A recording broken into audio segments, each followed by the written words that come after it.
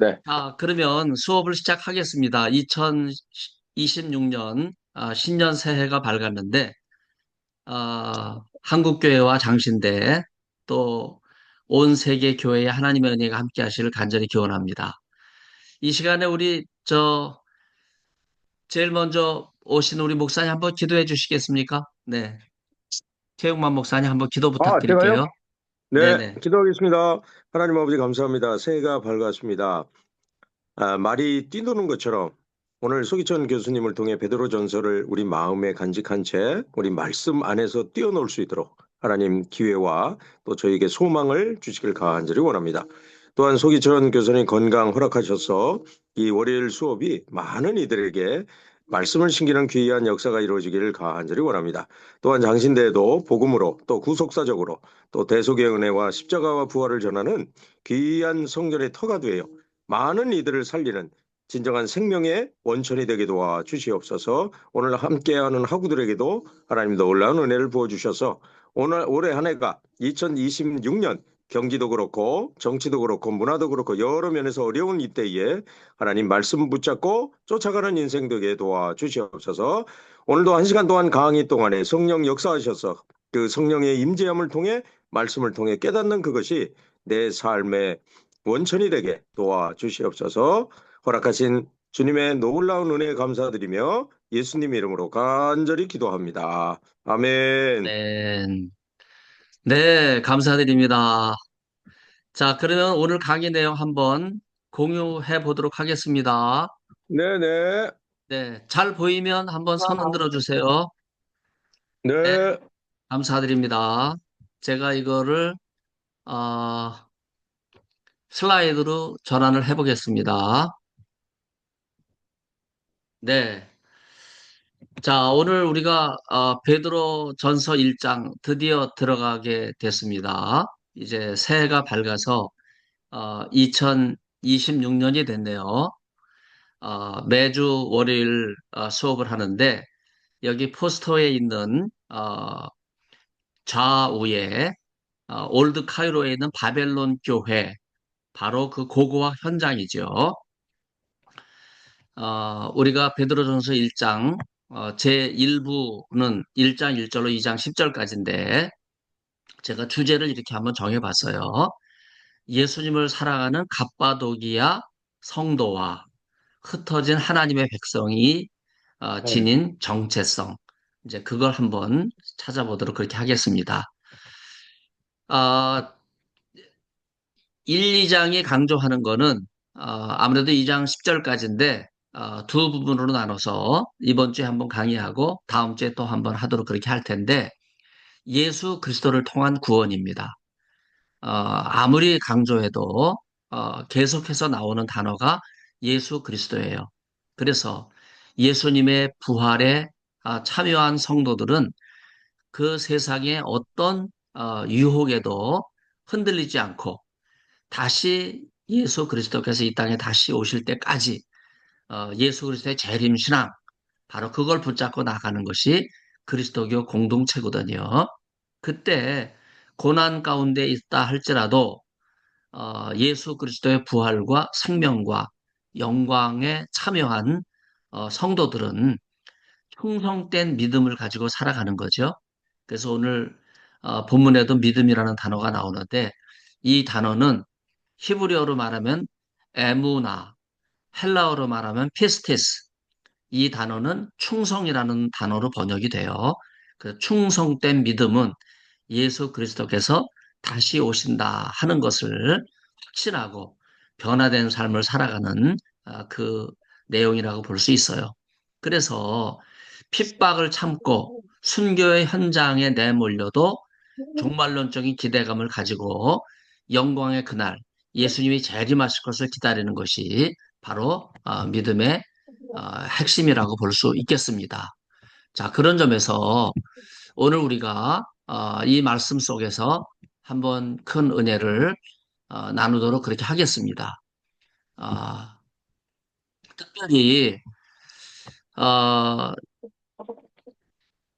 고고학적으로 바빌론 오브 이집트라고 하는 책을 쓴 분이 피터 쉐한이라고 하는 분인데 이게 고고학적으로 굉장히 중요한 거거든요. 그래서 책 전면에 둥근 바로 이 형태, 이제 바로 이것이 바벨론 교회입니다. 바벨론 교회. 이 현장을 여러분에게 소개를 해드리고 그 도면이 조금 전에 보여드렸던 바로 그 내용이라고 할 수 있겠습니다. 문안 인사를 먼저 말씀드리죠. 사역을 제가 했습니다. 사도 베드로는 본도, 갈라디아, 갑바도기아, 아시아, 비두니아, 바로 지금의 터키 북쪽 흑해 연안에 있는 5개 지역이죠. 이 5개 지역에서 중심에 있는 장소가 갑바도기아예요. 그래서 제가 갑바도기아를 갈 때 여러분들이 이 베드로 서신을 생각해야 된다 하는 말씀을 계속 드린 거예요. 갑바도기아를 가면서 베드로 서신을 기억하고 그리고 그 흔적을 찾는 바로 이것이 잃어버린 예수님을 찾는 거고 잃어버린 초기 교회의 어, 순교와 환란 가운데 있는 성도들의 신앙을 찾아가는 작업이죠. 그래서 여기에 있는 예수 그리스도께서 흩어진 선택하신 흩어진 나그네들에게 하나님 아버지께서 미리 아시고 성령으로 거룩하게 하심으로 예수 그리스도께서 순종하시고 피 뿌리심으로 말미암은 은혜와 평화가 더욱 많게 되기를 바란다. 제가 베드로전서 2장 첫반 인사 부분을 사역을 했습니다. 사역이라고 하는 말은 헬라어에서 제가 개인적으로 번역한 거죠. 1, 2절은요, 유대 그리스도교 공동체의 특징을 보여주고 있어요. 이제 흩어진 그리스도인 이게 무슨 말이냐면요. 예루살렘에 핍박이 있을 때 흩어지죠. 또 예루살렘뿐만이 아니에요. 또 펠라라고 하는 곳에 가서도 또 박해에서 흩어지고 또 안디옥에서도 흩어지고 로마에 가서도 흩어지고 그러면서 박해가 있었을 때 본도로부터 시작돼 비두니아로 끝나는 이 5개 지역의 그 중심은 갑바도기아인데 이 지역으로 흩어져서 우리가 갑바도기아를 가게 되면 동굴교회를 보잖아요. 또 데린쿠유에 가면은 지하 10층 규모의 로마 카타콤과 같은 은신처를 발견하잖아요. 바로 여기에 흩어진 나그네들이 살아갔는데 이들은 예루살렘 모 교회의 신앙 전통을 그대로 이어가고 있어요. 그래서 이들은 구약 성경과 유대교를 보수적으로 이해하는 공동체이기 때문에 우리가 1세기, 2세기 기독교의 특징을 한마디로 이야기하면 유대 그리스도교다. 그렇게 정의를 내릴 수 있어요. 사도행전 2장 9절 보면 메소포타미아, 유대, 갑바도기아 이런 순서로 나오죠. 이걸 제가 어, 지도상의 순서로 바꾸면요. 갑바도기아, 유대, 메소포타미아 이 지역으로 순서가 되면 그 중심에 유대가 있어요. 자, 그런데 이게 바로 누가복음 사도행전 2장 9절 누가 역사가잖아요. 이제 그런 관점에서 유대를 중심에 뒀어요. 이거는 누가가 둔 것이 아니라 그 당시 로마 역사가 유대를 중심으로 편성을 했는데 이 이해에 따르면 유대는 예루살렘에 있는 유대만이 아니라 예루살렘 북쪽에 저 안디옥 그 위쪽으로 쭉 올라가는 바로 그 지역을 유대로 구분했다. 그래서 중심 지역으로 그렇게 봤다 하는 거예요. 근데 베드로전서 서신에서는요, 본도 갈라디아, 그리고 아시아 비두니아, 그리고 그 가운데다가 갑바도기아를 넣고 있거든요. 이거는요, 누가가 사도행전 2장 9절에서 유대를 그 당시 중심에 놓았던 것처럼 지금 베드로는요, 이 흩어진 5개 지역의 중심을 갑바도기아로 놓으려고 한다고 하는 그 의도를 우리가 볼 수 있어요. 갑바도기아가 왜 중심에 나오는가? 고난이 심했고, 또 집을 버리고 암혈과 토굴과 또 생명의 위협을 받으면서 거처도 마련하지 못하고 근근히 신앙을 지키며 살아가는 이런 사람들, 바로 고고학적으로 증명이 됐지요. 로마 카타콤처럼 또 갑바도기아의 테린 구유, 동굴 은신처 많은 성도들이 이곳에 살았어요. 갑바도기아의 중심은요, 성경에 딱 한 번 등장하는 히에라볼리라는 지역이 있습니다. 이 지역은 빌립이 두 딸과 함께 순교를 했어요. 거기에서 무덤이 발견됐는데 그게 빌립의 무덤이거든요. 그리고 거기서 팔방형의 교회가 고고학적으로 발굴이 됐어요. 팔방형이란 말은 예수 그리스도 바로 이걸 어, 상징화하는 건데 여러분이 제 옆에 있다면 제가 이걸 크리스토스, 피오스, 데오스, 소테리아, 하나님의 아들 예수 그리스도 구원자 이걸 여러분에게 보여드리는 상징인데 물고기 익두스만 여러 번 기억하시는데 사실은 이 팔방형이 초기교회 신앙 고백의 핵심이고 이것을 고백하기 위해서 이 도면에다가 건축을 한 거예요. 바로 우리가 찾아가는 파묵칼레 목화성이 있잖아요. 그 산 중턱의 높은 곳에 바로 이 빌립 기념교회가 있어요. 그리고 골로새 4장 16절을 보면요. 라우디게아에서 오는 편지도 읽으라. 골로새 교회에 편지하면서 그렇게 말하잖아요. 라우디게아 편지는 잊어버렸죠. 그래서 골로새 4장 16절을 통해서 우리가 알 수 있는 내용인데, 그래서 골로새, 라우디게아, 히에라볼리는 같은 지역에 이렇게 삼각형으로 되어 있는 그런 구조 속에 세 교회가 형성되고 있었습니다. 자, 미리 아심에 대해서 말씀을 드리면요.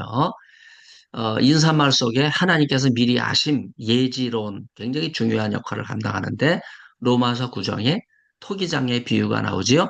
이걸 칼빈이 말하는 이중내정론, 멸망할 자와 구원받을 자를 하나님이 따로따로 예정하셨다. 그게 칼빈의 예정론인데 이걸 말하는 게 아니고 하나님의 주권적인 예정론을 이야기하는 것이 바로 미리 아심이에요. 그래서 제가 이 베드로 전서 주석을 쓰면서 칼빈의 이중 예정론과는 어, 그 느낌, 의도가 다르다. 그래서 하나님의 주권, 예수 그리스도를 통한 믿음을 통해서 이방인을 하나님의 백성으로 삼으시기 위해서 미리 작정하셨다. 이제 그런 관점에서 제가 예지론, 하나님의 주권적 예정론을 펼칩니다. 묵시문학적 요소가 여기 나타나는데 핍박과 문화적 대변혁이 있을 때 이런 그 신앙인들에게 나타나는 것이 묵시문학이에요. 이 땅의 모든 소망이 끊어졌을 때 과연 이 소망을 어, 과연 이루실 분이 누군가? 흑암과 고난의 현실을 벗어나 구원을 이루실 분이 누군가? 바로 이러한 종말론적인 신앙을 가지고 살아가는 사람들에게 바로 묵시문학적 어, 기대가 임하게 되죠. 그래서 하나님께서 예수 그리스도를 통해 선택하신 사람들, 그래서 하나님께서는요, 이들을 선택하셨기 때문에 모든 것을 미리 아시고 예수 그리스도를 통한 구원을 예정하셨다. 이 의미는요, 칼빈의 이중 예정론과 좀 느낌이 다르죠? 모든 사람에게 구원의 기회가 주어진 거예요. 그리고 하나님께서 이들을 미리 알고 계세요. 이들의 고난과 형편, 핍박과 문화적인 대변혁 알고 계세요. 그런데 이들이 예수님만 믿으면 예수 그리스도를 통해서 구원을 받는다. 이러한 주권적 예정론, 하나님께서 선택하시고 하나님께서 구원하시는 이걸 강조하는 거죠. 그래서 로마서 8장 29절에 프로에그노라고 하는 단어가 이제 미리 아신다고 하는 의미와 연결돼서 예지 예정론에 가까운 그런 표현이라고 할 수 있는데 예수님께서 하나님의 뜻하심과 미리 아신 대로 내어준 바 되시고 그러니까 성경대로 3일 만에 죽으시고 3일 만에 부활하셨다.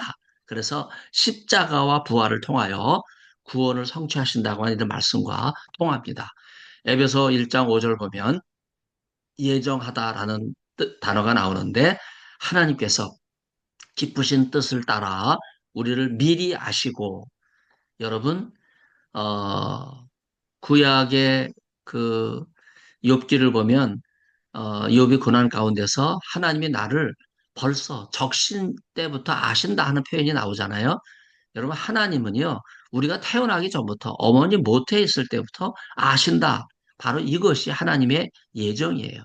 그리고 성육신하신 예수님의 십자가 아가페 사랑을 통해서 이교도 우상숭배 바울 당시 베드로 당시 여러분 지중해는요 이방 이교도 우상 제사가 가득했는데 그 우상 제사에서 섬기는 신, 그 대표적인 신이 바로 아뎀이고 티벨레 신인데 이게 동성애거든요. 또 가이사라 빌립보 가이사라로 얘기하면 바로 판신전 여러분 풍요의 여신에게 그 영혼이 뺏겨서 살아가는 사람들이거든요. 근데 이게 왜 에로스 동성애와 연결되나? 바로 그 이유는요. 거기에 남녀 공창이 있었어요. 그래서 이방 신전 그 제단을 보면 그 제단보다 더 거대한 게 그 앞에 바로 공창들의 숙소가 있어요. 공창은 남창과 여창으로 구분되거든요. 그래서 남자 신도들이 오면 남창에게, 여자 신도들이 오면 여창에게 동성애가 플라톤의 향연과 에로스 편을 통해서 그 당시 지중해 세계의 문화로 자리를 잡아서 동성애를 하지를 않으면 이 문화에서부터 소외되는 사회예요. 바로 이걸 조장하는 것이 이방 신전이거든요. 그래서 이교도 우상 숭배는 반드시 에로스 동성애 쾌락과 연결되는데 이것이 문화, 인간의 자유의지와 더불어서 이게 다 결탁돼 가지고 사람들이 이 문화에 휩쓸려 가는 거예요. 그래서 하나님께서는요, 이게 아가페 사랑에 어긋나는 거고 인간의 쾌락과 욕망, 에로스에 사로잡히는 거기 때문에 이것을 물리치기 위해서 인간의 자유의지로 동성애를 선택했는데 이걸 물리치기 위해서 하나님께서는요 예수님을 십자가에 죽게 하심으로 하나님의 아가페 사랑을 보여주신 거예요. 그래서 신전 제사를 거부한다는 말은 동성애를 거부하는 거지요. 그 다음에 황제 숭배를 거부한다는 말은 뭐예요? 황제가 신이라고 큐리오스, 주님이라고 숭배를 했는데 예수님이 주님이시다. 이렇게 고백하는 성도들의 신앙이 있었기 때문에 바로 어, 갑바도기아로 흩어질 수밖에 없는 거죠. 그래서 묵시문학적 상황, 고난과 순교의 상황이 전개될 수밖에 없었다 하는 것을 생각해 볼 수 있습니다.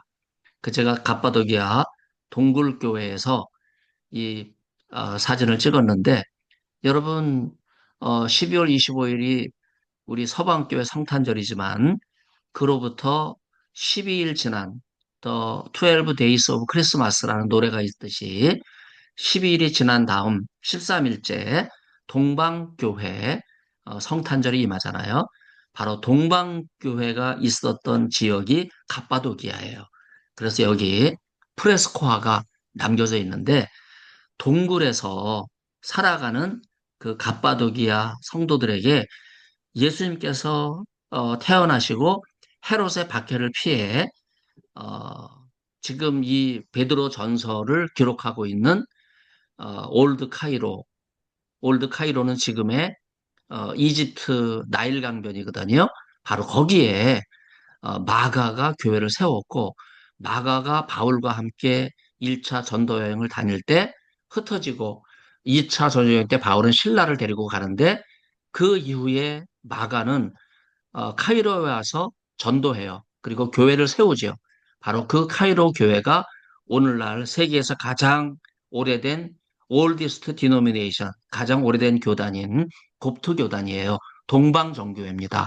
그래서 예수님이 이 이집트 카이로에 동굴교회로 피신 간 거예요. 그러니까 갑바도기아 성도들이 본도에서 박해를 받아 피신해가지고 갑바도기아까지 왔는데 동굴에 숨어서 살아갈 때 예수님께서 동굴에 피신해 오셨다고 하는 이것이 자기들과 딱 일치되는 그런 상황과 신앙이기 때문에 이런 그림을 성화를 프레스코화로 남기게 된 거지요. 그래서 여러분 앞으로 갑바도기아 가시게 되면요. 베드로의 흔적을 찾아야 되고 갑바도기아 성도들이 베드로 전서, 후서, 유다서 바로 이 책들을 얼마나 귀하게 여겼는지 여러분의 그 흔적들을 찾아가셔야 돼요. 성령께서 거룩하게 하셨던 그런 상황이 아니었다면 당시 핍박 상황에서 그리스도인들은 결코 이겨낼 수 없었죠. 그래서 데살로니가 후서 2장 13절에도 그리스도인들을 하나님께서 먼저 구원하셨다. 여러분 이것이 말세의 신앙이에요. 아무리 세상이 요란하고 복잡해도 우리는요, 이 신앙을 가져야 돼요. 지금 정부가 정치가 혼탁하고 교회가 혼란하고 너무나 하나님 말씀에 떠난 그래서 목사님들이 설교를 하면서도 예수님의 말씀과 하나님의 사랑을 전하고 십자가의 도를 전하는 것보다는 자기 이념과 자기 자랑을 앞세우는 여러분 이런 일들이 지금 한국 교회에서 일어나고 있잖아요. 이때 우리는요. 성령께서 거룩하게 하시는 믿음을 회복해야 돼요. 하나님께서 미리 아신 자들을 구원하기 위해 예수 그리스도께서 택하신 일을 하나님께서 성령을 통해서 이루신다 하는 이런 주관적인 역사. 이것이 바로 삼위일체 신앙인데 여러분 삼위일체 신앙을 장신대에서는요. 동성애 관계로 이해해요. 이거 정말 해괴한 퀴어 신학입니다. 어떻게 성부, 성자, 성령을 삼위일체 동성애 관계로 동성애는 삼위일체의 관계에 있다고 하는 그런 이야기를 총장이 교수들을 불러서 Introduction to Queer Theology라고 하는 책을 통해서 강독을 하고 이 책이 퀴어 신학 개론이라는 책으로 번역이 돼서 출판이 됐는데 아무리 그 책을 읽어봐도 여러분 베드로 전서가 이야기하는 삼위일체 신앙과는 거리가 먼 거거든요. 여러분 이것이 지금 한국교회와 장신대 신학의 잘못된 흐름과 방향이에요. 이것을 우리는 하나님 말씀을 통해서 바로 잡아야 됩니다. 여기에서 가장 중요한 것은 핏부리심이에요. 예수 그리스도의 핏부리심이죠. 삼위일체 하나님의 주권적인 신앙에서 예수 그리스도의 핏부림을 강조하는 것은 하나님과 성령의 삼위일체 관계 속에 성자 예수님께서 십자가에서 피를 뿌리신 바로 그 내용을 강조하는데 여기에 헬라어 전치사 에이스는요 원의를 강조하는 거예요. 인간의 모든 죄를 이길 수 있는 근본적인 그 뿌리 원인은 예수의 피밖에 없다. Nothing but the blood of Jesus. 여러분 제가 제일 좋아하는 영어 찬송이에요. 예수의 피밖에 없네. 여러분 이 찬송을 통해서 우리의 잃어버린 신앙을 회복할 수 있기를 바랍니다. 삼위일체 신학의 관점에서 예수 그리스도 때문에 살아가는 삶의 목적이 분명한 자들은요. 예수 그리스도의 핏부림을 받은 자들이기에 충성된 믿음을 저버리게 되면 살아갈 이유와 목적을 잃어버리게 되는 거예요. 한 번 믿다가 회개한 자들은 다시 돌이켜 구원받을 수 없다. 여러분 히브리서 6장에 말씀 나오지 않습니까? 우리가 그 말씀 우리 한국교회 목사들에게 적용해야 돼요. 장신대 평양신학교 후예들인데 그 졸업생인 강장욱이 일본 순사들을 데리고 가서 여러분 1938년에 한국교회 총회를 겁박해갖고 신사참배를 결의하지 않았습니까? 이게 장신대예요. 그것도 모자라서 1950년 강량욱이 김일성의 외삼촌인데 사주를 해가지고 6.25 전쟁을 일으켰어요. 그래서 수백만의 한국 사람들이 죽었잖아요. 여러분 이게 장신대가 한 일인데 장신대는 아직도 이것을 회개하지 못하고 있어요. 얼마나 하나님의 진노가 급하게 임할지 그래서 지금 한국 교회가 이 어려움 가운데 있는 겁니다. 핏부림은요, 예수 그리스도의 대속이며 구원으로 이어지는데 값없이 받은 선물이에요.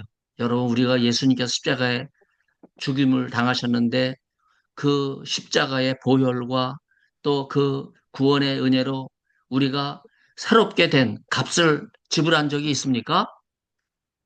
무조건적인 하나님의 은혜, 예수님께서 피를 흘리심으로써 우리에게 주신 구원이에요. 피로 주신 보상이요. 피로 받은 것기 때문에 어떤 것과도 바꿀 수 없는 귀한 보물입니다. 그래서 예수 그리스도의 피 뿌리심은요. 히브리서 12장 24절에 언급된 아벨의 피보다 다요. 예수님의 피는 하나님과 인간을 중재하는 화해의 피 뿌리심이기 때문에 택하심을 받은 자들에게 하나님의 은혜와 평화가 하늘로부터 임하게 됩니다. 출애굽기 24장 7절 8절을 보면요. 모세는 제단에 피를 뿌림으로써 하나님과 백성 사이에 맺은 언약을 확증했어요. 하나님의 신실하신 약속 때문에 예수 그리스도로 말미암아 택하심을 받은 성도들은요. 모세 때는 짐승의 피를 뿌렸어요. 그러나 히브리서에 의하면요. 예수님이 직접 제물이 되셔서 우리를 위해서 구원의 피를 흘려 주신 거예요. 그래서 우리는 예수 그리스도의 피로 피 뿌리심으로 말미암아 구원받은 한 형제여 한 자매가 되는 것입니다.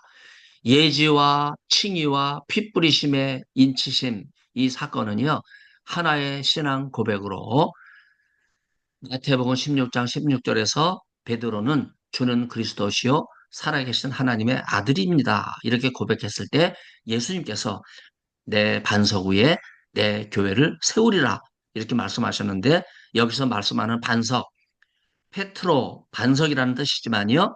내 반석이라 그랬어요. 내 교회라 그랬어요.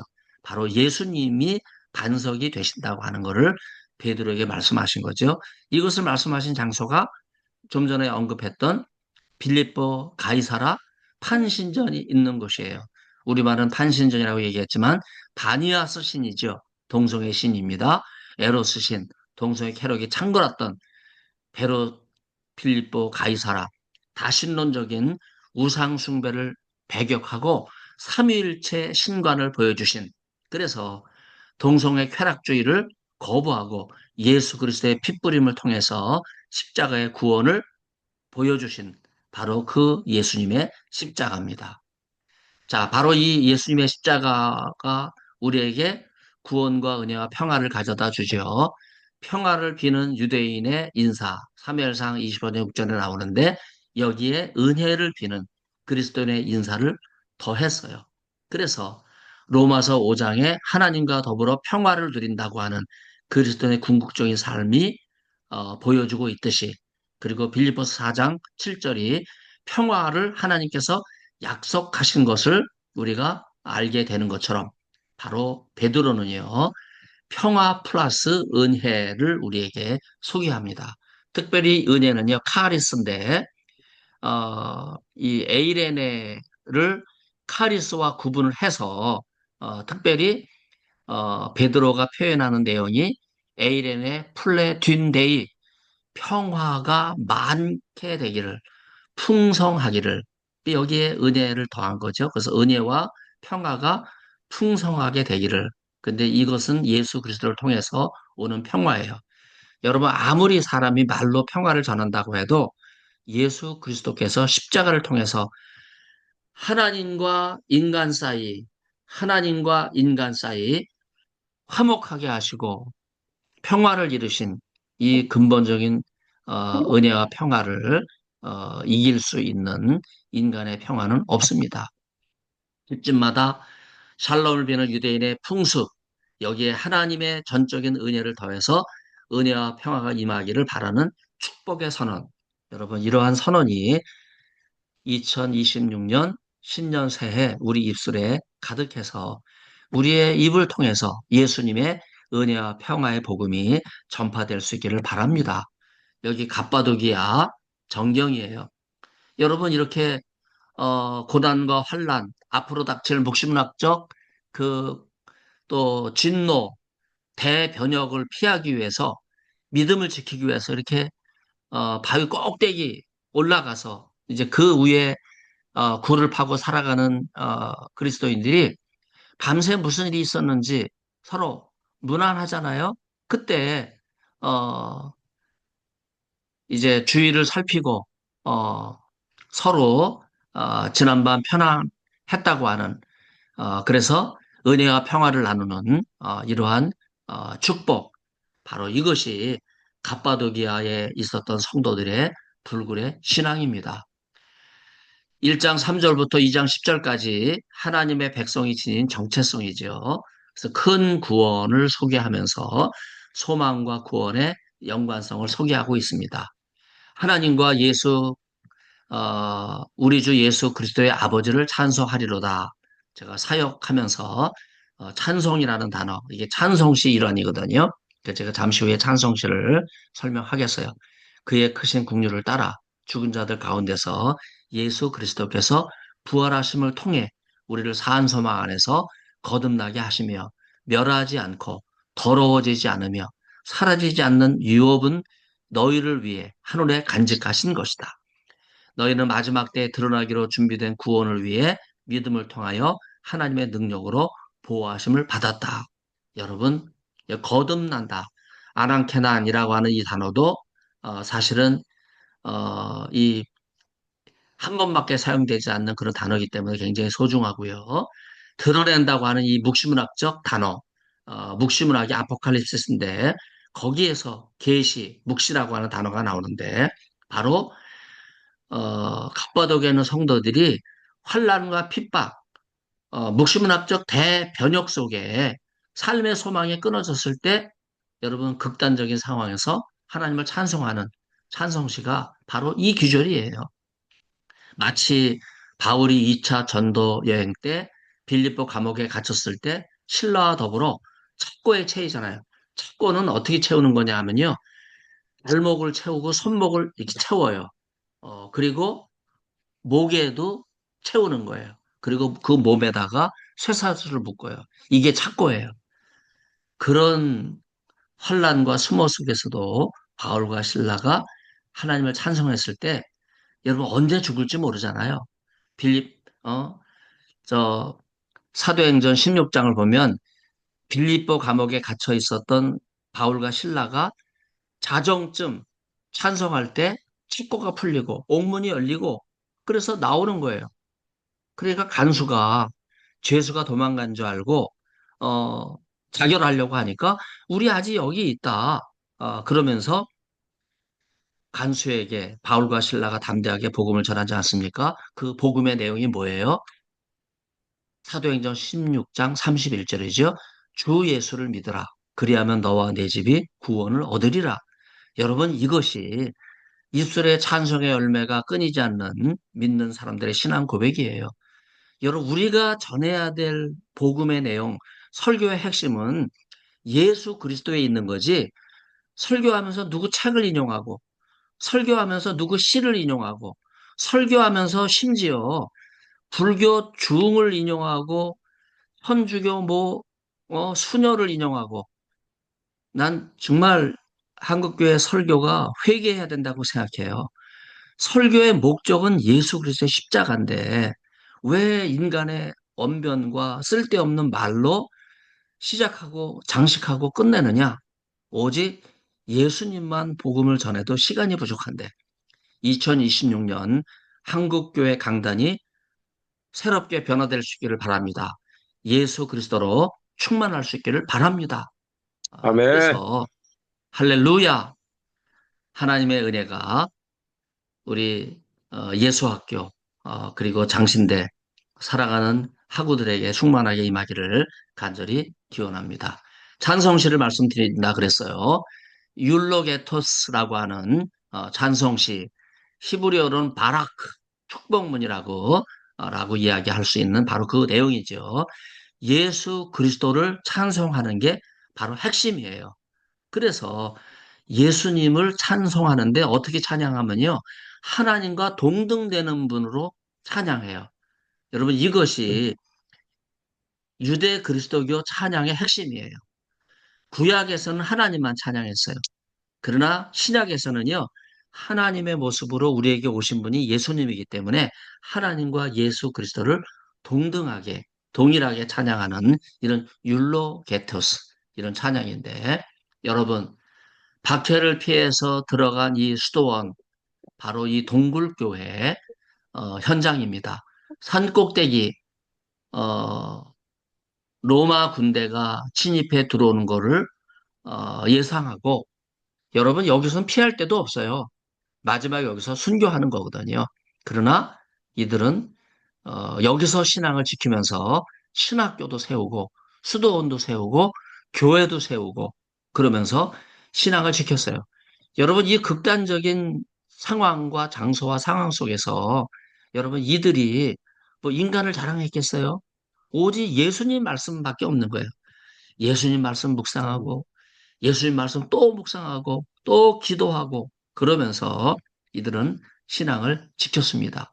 바로 여기에서 율로게토스, 하나님을 찬송하는 그 찬송이 하늘 끝에 있는 이 수도원에서 어, 이 처소에서 하나님 앞에 영광을 돌린 겁니다.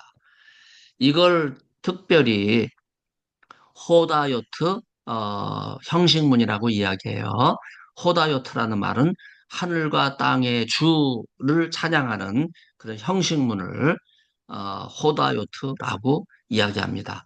신약에서도 마태복음과 누가복음에 또 사도행전에 세 번 이 구절이 나오는데 특별히 어, 누가복음 10장 21절은 예수 말씀 복음서 Q잖아요. 벤자민경 3장 1절과 신연서 32장 18절, 하늘과 땅의 주, 하늘과 땅을 창조하신 주, 바로 이러한 호다요트 찬송시 가운데 가장 오래된 찬송시 형태는요, 창세기 14장 19절과 20절이에요.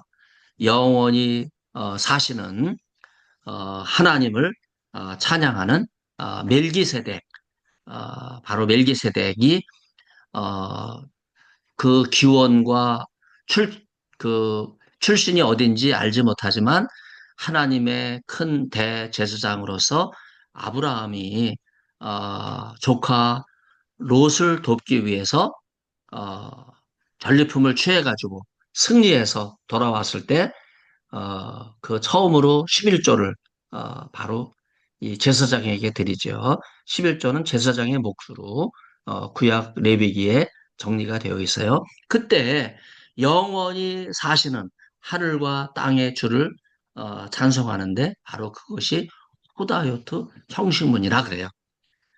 제가 예수님 말씀에 나타난 호다요트 형식문에 대한 그 논문이 있죠. 이 논문을 앞에 내용도 쭉 소개를 한 건데 급난문서도 제가 뒤져보니까 하늘과 땅의 주라고 하는 내용이 기도문과 찬양문에 함께 나오고 있어요.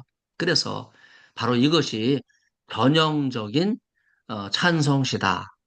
이 찬송의 시작은요, 여러분 창세기 1장 1절 태초에 하나님이 천지를 창조하셨느니라 하는 이 구절을 우리는 그냥 창세기 1장 1절 도입으로 이해를 하는데 저는 호다요트 찬송시와 연결 지어서 바로 찬송으로 시작되는 거다. 바로 창세기 1장은 찬송시다. 그런 관점에서 제가 논문을 전개했어요. 그렇게 논문을 창세기 1장 1절을 하나님의 창조에 대한 찬송시라고 이야기한 사람은 여러분 세계 모든 그 신학자 또 유대인 다 찾아봐도 저밖에 없어요. 그만큼 제가 하나님 앞에 이거는 부끄러움없는 학문적인 논문이지만은 고백적인 그러한 신앙 고백을 여기에다가 한 거예요.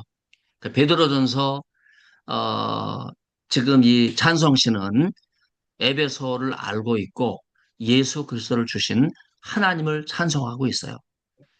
고린도후서 1장 3절은요. 십자가의 고난 받으신 예수 그리스도를 말미암아 성도들을 위로하시는 하나님을 찬송합니다. 자, 그래서 여기 에난케난 거듭나다라고 하는 단어가 나오는데 여기 헬라어 하팍스 레고메논 이 뜻은 단 한 번 언급된이라고 하는 이제 말인데 베드로전서 3절에 1장 3절에 나오고 23절 요한복음 3장 물과 성령으로 거듭나지 아니하면 핫때 나오는 그런 표현인데 3장 31절 통해서 위로부터 나다 하는 그러한 표현이 등장하고 있는데 특히 베드로전서 1장 3절은요.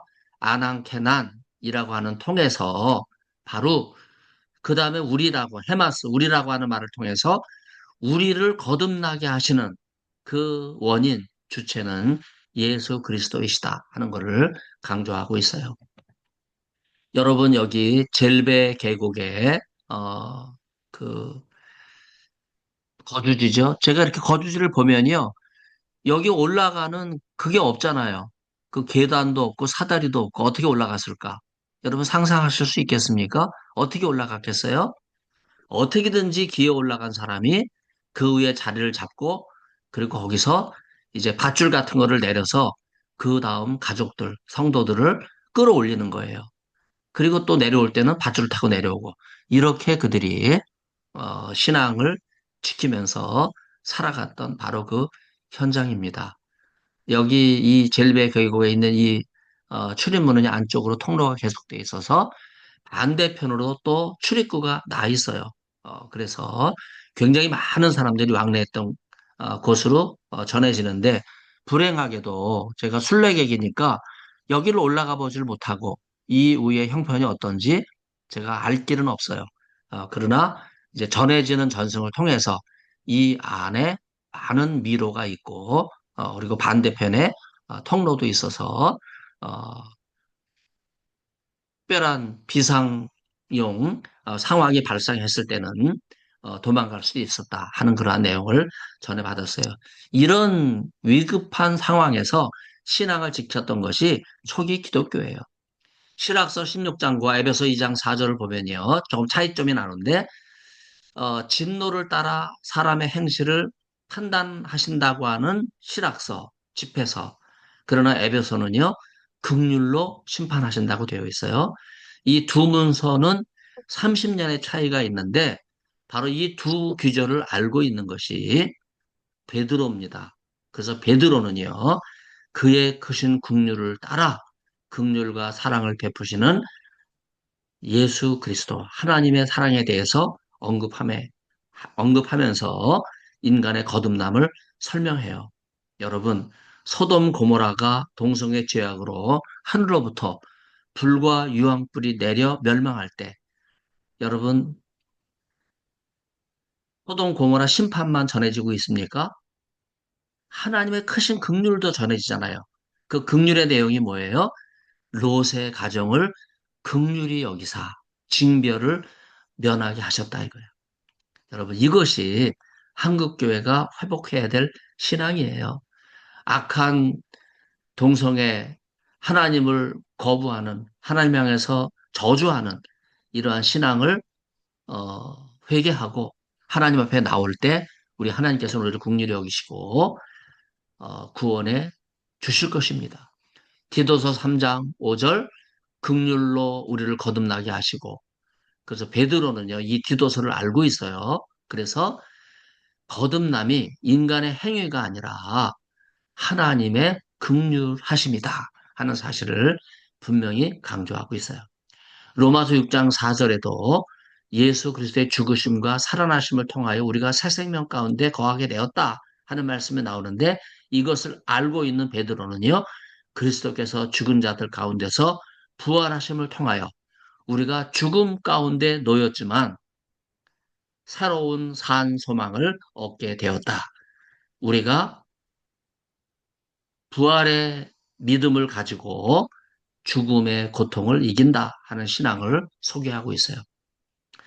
그래서 요한복음 3장 3절과 5절 거듭난 자만이 하나님 나라를 볼 수 있다고 하는 이 말씀, 베드로는 이 규절을 알고 바로 소망의 메시지를 든든히 붙잡고 소망의 근원은 다시 오시겠다고 약속하신 예수 그리스도의 재림신앙이라 하는 것을 강조하고 있습니다.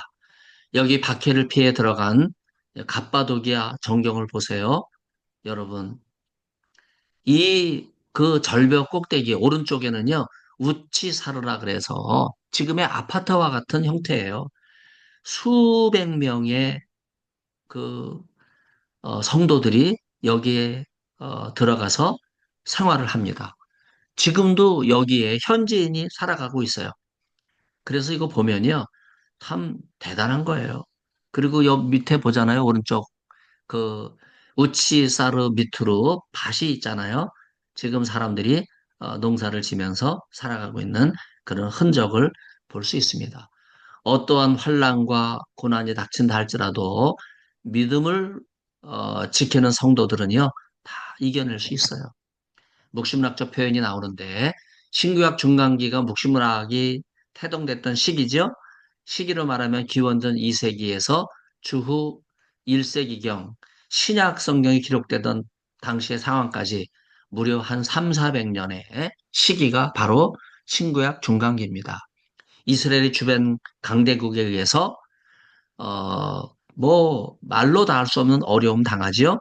이게 연장선상에서 그리스도인들이 또 로마의 신앙적인 박해를 당해서 피해서 갑바도기아로 들어갈 수밖에 없었던 이런 상황이죠.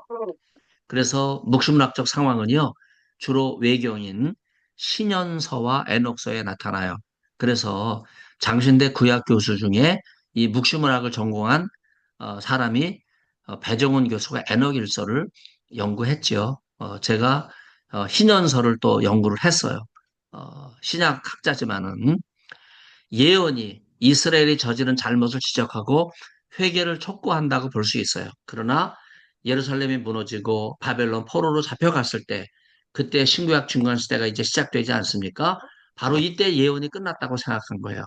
예언이 끝났다고 할 때 시작된 것이 바로 묵시문학이에요. 그래서 묵시와 예언은 맞물려 있어요. 그리고 예언과 묵시가 만나는 그 중간 지점에 이렇게 중간에 포함된 지역이 있잖아요. 그 신구약 중간 시대에 바로 그때 나온 문학이 지혜 문학이에요. 그래서 지혜 문학을 읽게 되면 예언이 끝났다고 해서 묵시가 시작됐지만 예언과 묵시를 이어주는 그런 지혜로운 말씀들을 우리가 확인을 할 수가 있겠습니다. 베드로는 묵시문학적 보상을 흩어진 나그네들에게 약속해요. 현재 성도는 박해와 핍박으로 흩어졌지만 그러나 5절에 드러내기로 하나님께서 약속해 주셨다 이거예요. 바로 이 단어가 아포칼립데나이라고 하는 표현이에요. 마지막 때 흔들리지 말고 충성된 믿음을 지키면 반드시 하나님께서 드러내 주실 것이다 하는 말씀이죠. 특별히 공식적으로 인정된 자산이라는 의미, 마지막까지 드러내기로 작정하신 그 하나님의 은혜, 그때 보상, 분깃으로 주어진 장차받을 기업, 이 단어가 바로 클레로노미아라고 하는 단어인데 이 단어가 종말론적인 선물입니다. 그래서 베드로전 3장 7절에도 나오고요. 또 로마서 8장 17절, 갈라디아 4장 17절에도 나오는데 장차 하나님의 백성이 누리게 될 미래의 기업이에요. 이거는 세상은 불확실합니다. 그러나 하나님께서 보증하시는 이 약속은요, 마지막에 반드시 이루어질 종말론적인 선물이에요. 그래서 이거를 베드로는 멸하지 않고 더러워지지 않으며 사라지지 않는 것이다 하는 말씀을 하고 있어요. 특별히 이 규절은 두 개의 상황으로 제가 설명을 했는데 하나는 동성애 상황이에요.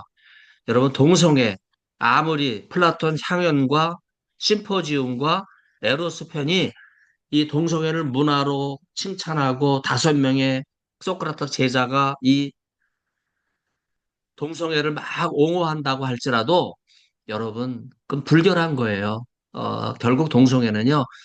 동성애 말로는 호스피스에서 정말 제가 여러분에게 식사하시는 분이 계시다면 양해하고 말씀드릴게요.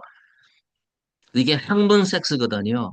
결국은 다 만시 차이가 돼서 천장에 똥칠까지 하면서 죽어가는 거예요.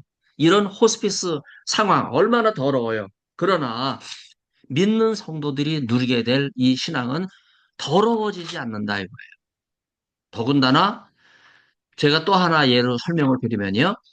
여러분 그 이 베드로나 바울이 서신을 기록할 때 상황이 이게 고대 올림피아드 상황이잖아요. 선수들이 이제 경기에 임하고 우승하게 되면 우리가 흔히 지금은 현대 올림픽이 미화를 해서 월계수관을 씌워준다고 그렇게 미화를 했는데 사실은요, 이 바울의 당대, 베드로 당대에는요, 야채로 엮은 간을 씌워줬어요. 여러분, 야채로 엮은 간이라는 게 여러분 얼마나 가겠어요? 길어야 뭐 한 2, 3일 가지 않겠습니까? 그래서 사라지지 않는, 멸하지 않는 바로 이 형용사를 통해서 영원한 면류관을 성도들에게 보상으로 주실 것이다. 그걸 말씀하고 있는 거예요. 그래서 제가 멸하지 않고 더러워지지 않으며 사라지지 않는 이 말의 의미를 동성애의 더럽힘과 그리고 야채로 엮인 관의 사라짐, 이걸로 설명하는 이유를 여러분들이 잘 이해하시면 좋을 것 같습니다. 에베소서 1장 18절을 보면 성도가 받게 될 영광의 풍성한 내용이 소개가 되고 있어요. 바로 이것이 골로새 1장 5절에 하늘에 쌓아둔 소망이라고 볼 수 있습니다.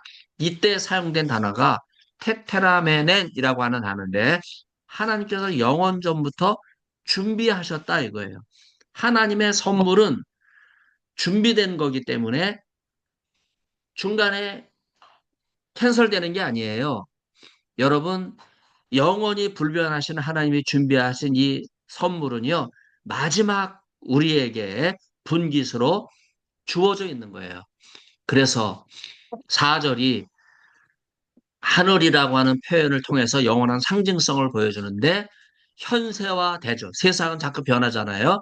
그러나 하늘에 계신 하나님은 영원히 변치 않고 바로 우리를 위해서 그 기업을 분명하게 허락해 주신다고 하는 영적인 상징성과 종말론적인 지향성, 바로 그걸 보여주고 있는 것이 바로 하늘이 상징하는 거예요. 그리고 이 마지막 때에 하나님의 구원과 심판이 임하는 건데 구원은 믿는 자들에게 임하죠. 심판은 믿지 않는 자들에게 임하는 거예요. 그래서 예수님의 재림의 때는 두 가지 의미가 있는데 성도들에게는 구원이요. 믿지 않는 사람들에게는 최후의 심판이라고 말할 수 있어요. 바로 이러한 신앙을 가진 사람들이 갑바도기아에 모여서 이 주거지 형태를 만들고 여기에서 기도하며 신앙을 지키고 바로 이들이 수도원에서 신앙생활을 했던 겁니다. 바로 우리는 이러한 구원의 기쁨과 감격을 누려야 되는데 그러므로 너희가 이제 여러 가지 시험으로 말미암아 잠깐 근심하게 되지 않을 수 없으나 오히려 크게 기뻐하는도다. 너희 믿음의 불시험이 연단하여도 없어질 금보다 더 귀하여 예수 그리스도께서 나타나실 때에 칭찬과 영광과 존귀를 얻게 할 것이니라. 그가 너희가 보지 못하였지만 사랑하는도다. 지금도 그를 보지 못하지만 믿으면서 말할 수 없는 즐거움으로 기뻐하고 영광스러워하니 너희가 믿음의 목적, 영혼의 구원을 받고 있음이라. 여기 믿음, 영혼의 구원, 이것을 향해서 하늘의 소망을 가지고 나아가는 사람은요, 이 땅에서 크게 기뻐할 수밖에 없다고 하는 말씀을 하고 있어요. 여기 잠깐이라는 단어가 나오죠. 홀리고스, 바로 수가 작은 것이나 양이 적은 것을 의미하는데 사무엘상에 하나님은 적은 수를 가지고도 일하시죠. 욥기 8장 7절 보면 하나님의 도우심은 적은 중에서도 임한다는 거예요. 전도서 9장 14, 15절을 보면 가난한 지혜자는 적은 것을 가지고도 큰 일을 한다 이거예요. 하나님이 세상에 부족한 이 소기천 목사를 사용하시는 걸 보면 하나님이 얼마나 귀한지 저는 성이 소잖아요. 그러니까 적잖아요. 이 적은 사람도 하나님이 사용하신다. 여러분 적게 용서받았으므로 적게 살아가는 자들 여러분 누가복음 7장 42절 47절 예수님께서 바리새인을 비판한 거예요.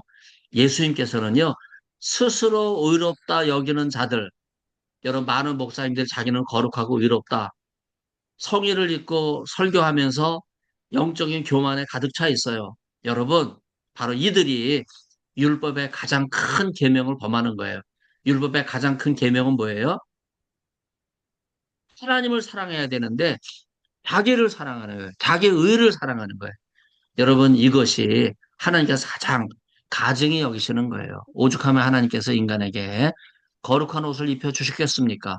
목사에게 거룩한 성의를 입혀주신 거는요, 그 설교하는 동안만이라도 그 죄를 가리고 하나님 말씀만 드러내라. 이런 뜻에서 성의를 입혔는데, 그럼에도 불구하고 계속해서 성의를 입고도 인간의 말만 늘어놓는다면 과연 언제 예수님의 말씀과 예수님의 복음과 사랑을 전하겠습니까? 히에라볼리에 있는 이 팔방형 예수 그리스도 하나님의 아들, 이게 신앙고백 헬라어가 다 여기 고백되어 있는 이 도면이고, 바로 이 도면대로 우리가 교회를 어, 예배당을 짓는다면 초기교회 예배당 형태를 그대로 이어가는 거라고 볼 수 있어요. 한국교회 이런 형태로 예배당 지은 데 하나도 없어요. 다 강당식으로 졌잖아요. 우리 한국교회 예배당도 회개해야 돼요. 이런 신앙고백. 히에라볼리, 갑바도기아 중심이 히에라볼리라 그랬잖아요. 그 중심에 있는 빌립 기념교회 도면입니다. 오히려 크게 기뻐한다고 하는 이 말씀은요. 마태복음 5장 12절, 바로 이 기절을 베드로전서 4장 13, 13절이 즐거워하라. 그리스도로 인해서 욕을 받는 것도 즐거워하라 하는 이러한 마태복음 5장 11절 말씀을 그대로 받아서 여러 가지 시험을 만났을 때 야고보 1장 12절이죠. 1장 2절이죠. 기뻐하라고 말씀하고 있어요.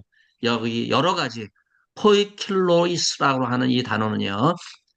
색깔도 다양해요. 형상도 다양해요. 여러분, 우리가 당하는 고난이 이와 같아요. 한 고난 당하면 또 다른 고난이 오고, 또 고난이 오면 또 고난이 오고, 그럴 이 다양한 모습으로 다가오는 이 고난 속에서도 기뻐할 수 있다면 이것이 진정한 신앙인이라고 말할 수 있겠습니다.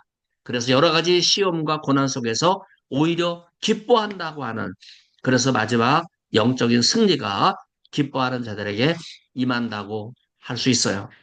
그래서 6절은 5절 내용을 그대로 받으면서 내용상으로 말세를 보여줘요. 여러분, 말세에 무슨 위로가 있겠어요? 어떠한 환난과 시련과 역경을 당해도 우리는 그 시련을 다 이겨나가야 되겠습니다. 그래서 여기 헬라어를 제가 일부러 썼는데 에파이논, 독산, 티멘, 칭찬과 영광과 존귀라고 하는 단어예요. 여러분, 이 단어는요. 그리스도인, 고난과 환난, 그리고 순교 상황 속에 있는 현재 그리스도인은 임하질 않아요. 언제 이 상급이 임하나? 마지막 때. 그래서 구원의 상급은 마지막 때 우리에게 임하는 겁니다. 대독사스메네라고 하는 이 단어는요. 영광스럽게 하다, 영광을 돌리다, 완료수동태 분사인데 영화로움으로 이미 가득 차 있어요. 이건 굉장히 그 역설적인 표현이죠. 지금 고난당하고 있어요. 순교의 현장이에요. 믿음을 지키다가 현장에 있을로 살아가는 상황이에요. 그럼에도 불구하고 영광스러움으로 가득 차 있다고 하는 거예요.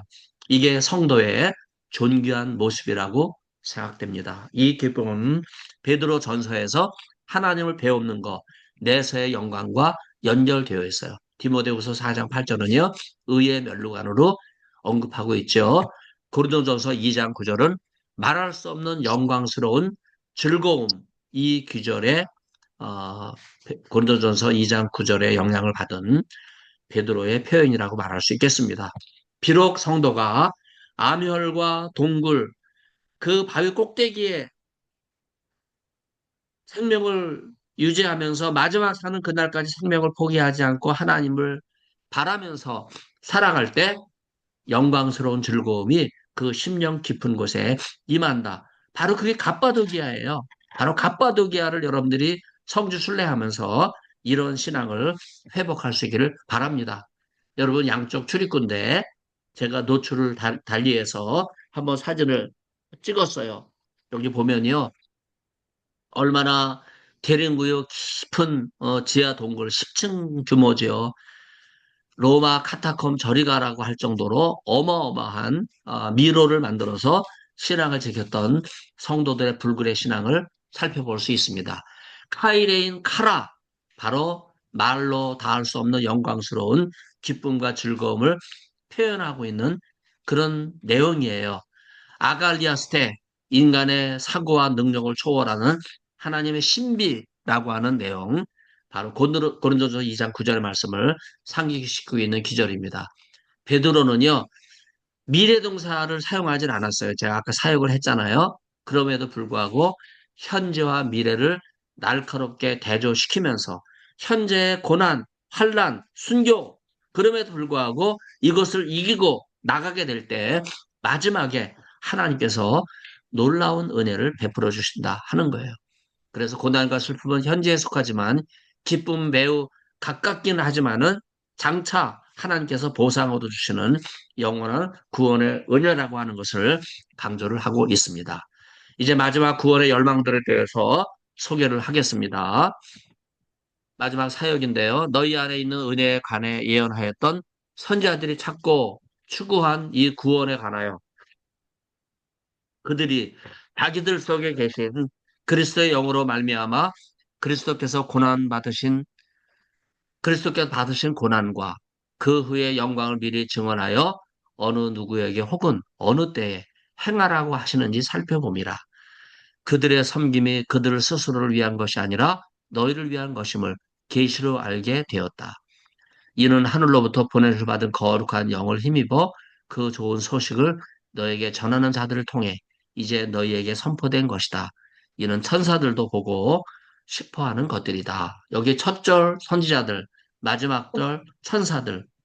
제가 오늘 강의 마지막에 정리할 내용들이고요. 그 다음에 그리스도의 영은 거룩한 영, 성령을 가리키는 거죠. 그 다음에 어떤 상황에서든지 행함으로 믿음을 보이라고 하는 요 내용들을 제가 소개를 하면요. 무엇보다 윤리적인 가르침에서 행위를 지향하는 그 근거는 어디에서 오느냐? 바로 예수 그리스도를 믿는 거룩한 신앙에 있다고 볼 수 있어요. 그래서 거룩한 행위의 출발은 예수님이에요. 예수 그리스도예요.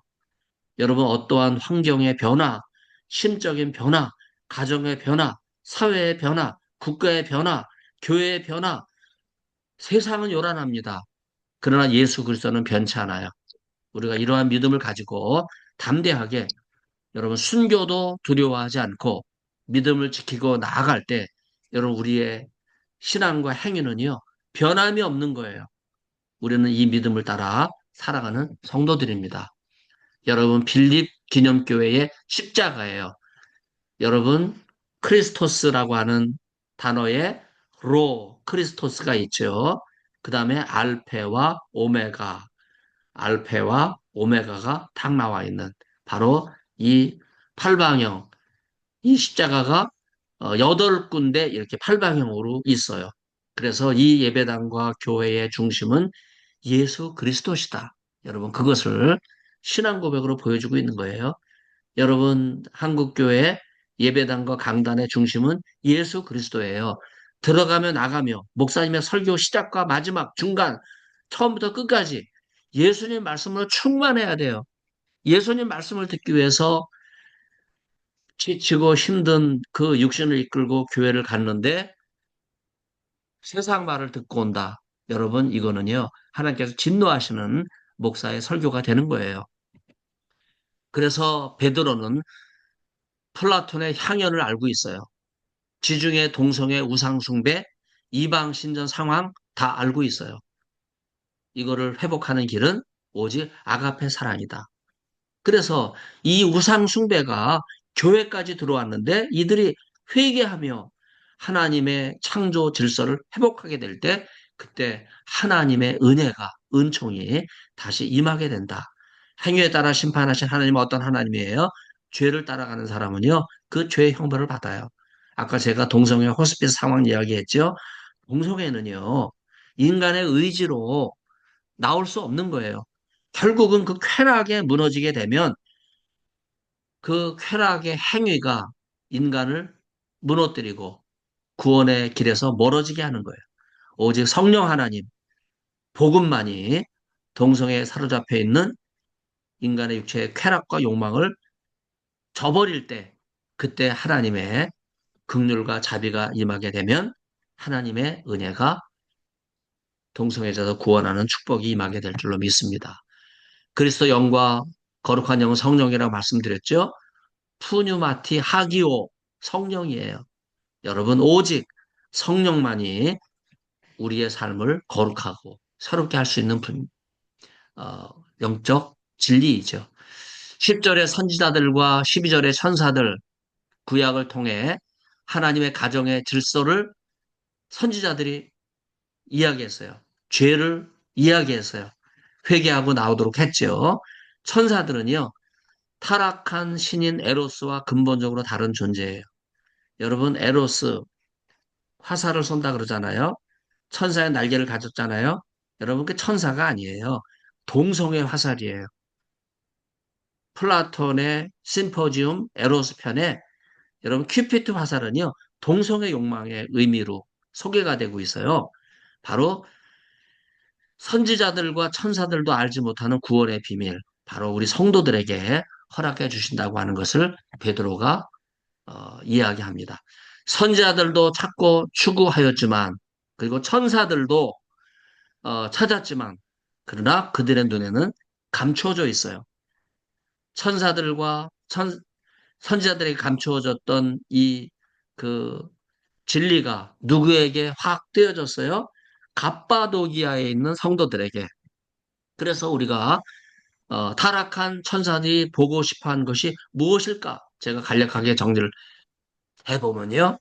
에베소에서 다량으로 발굴된 동성애 신 에로스는 천사의 날개를 가지고 인간의 쾌락과 욕망을 자극해서 동성애로 인간을 초대해서 이방 신전의 우상 숭배, 바로 우상을 섬기게 하지만 또 타락한 이 천사들이 동성애로 구원을 얻을 수 있다. 동성애 캐록으로 구원을 얻을 수 있다. 라고 속이지만 결국은 인간에게 육체의 치명적인 병을 가져다 주면서 생명의 심각한 위협 속에 직면하게 된다는 거예요. 이때 하나님께서는요, 이 타락한 천사들의 거짓 가르침을 드러내고 동성애 천사지요, 에로스지요, 오직 하나님께서 생명의 주관자가 되시기 때문에 오직 하나님만 구원을 베푸신다고 하는 이러한 내용. 그래서 동성애의 불같은 시험을 이길 수 있는 길은 오직 하나님의 은혜밖에 없어요. 여러분, 베드로 전서는 올드 카이로에 있는 바벨론 교회, 베드로 전서 5장 13절에 언급되어 바벨론 교회가 보낸 편지예요. 누구에게 보냈어요? 갑바도기아에서 고난당하는 성도들에게 하나님의 은혜와 긍휼을 일깨우는 편지. 그래서 갑바도기아가 중심이고 그 5개 지역, 이 지역의 회람 편지를 통해서 감독인 베드로가 바울의 선교지에 해결하지 못했던 이 동성애 문제, 우상숭배, 또 환란과 고난 가운데 신앙을 지키는 갑바도기아 성도를 위로하는 이 편지를 보낸 겁니다. 오늘 신년 새해 2026년 첫 강의 함께 해주신 여러분 감사드리고요. 줌으로 참여한 우리 또 학우들 그리고 유튜브로 함께 하시는 여러분들 새해 하나님의 은혜가 함께 하시기를 간절히 기원합니다. 축복합니다. 사랑합니다. 할렐루야. 감사합니다. 감사드려요. 네, 네, 감사합니다. 고맙습니다. 수고하셨습니다. 감사합니다. 감사드립니다. 네, 고맙습니다. 감사합니다. 아멘. 네, 아멘. 할렐루야.